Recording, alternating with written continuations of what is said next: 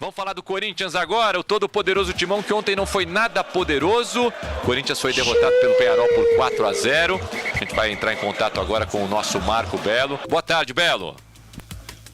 Tudo bem, Tomás? Boa tarde para você, para o amigo ligado no Papo de Craque, primeira edição da Transamérica, meio-dia, 52 minutos, um dia de vergonha para o torcedor corintiano, né? Ontem a maior derrota da história do clube em torneios da Conmebol, 4-0 para o Peñarol. Antes de falar desse jogo, Tomás, a gente vai dar notícia mais quente para as notícias anteriores, né? Acabei de falar com o pessoal do Departamento Médico do Corinthians a respeito do lateral direito Fagner. Eu explico. Ontem pela manhã, em um exame de rotina, o exame acusou o resultado positivo para a Covid-19 do Fagner. O que o Corinthians faz quando isso acontece? Faz um outro exame para que se comprove que o jogador está com a doença. Então o Fagner fez um exame ontem à noite, ainda não saiu o resultado. Eu aguardo o resultado, estou em contato constante com o pessoal do departamento médico. Se sair até as 2 da tarde, eu entro para informar o ouvinte da Transamérica, o ouvinte do Papo de Craque primeira edição.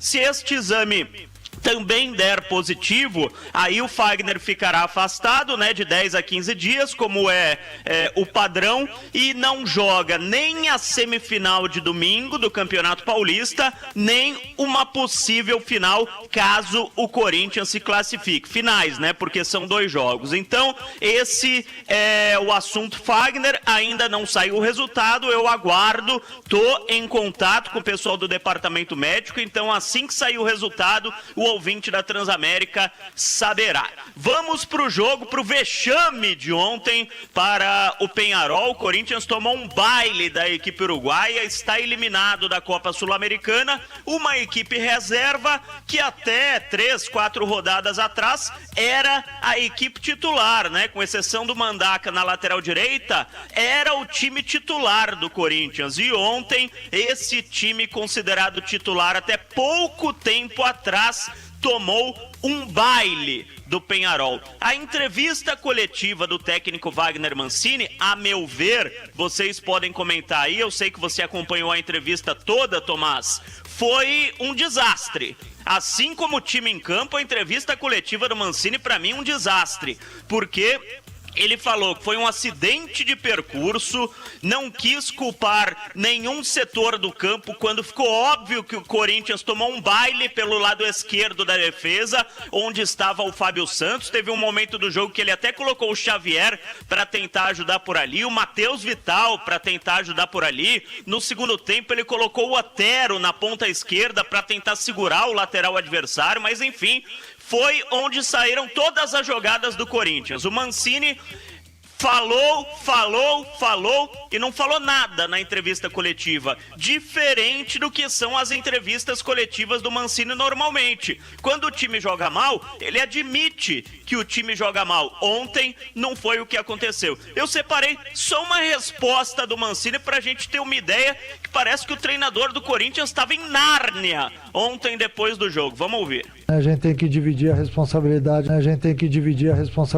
nessa hora, saber que nós enfrentamos uma equipe que foi muito bem na partida, mas que teve espaços para isso, né?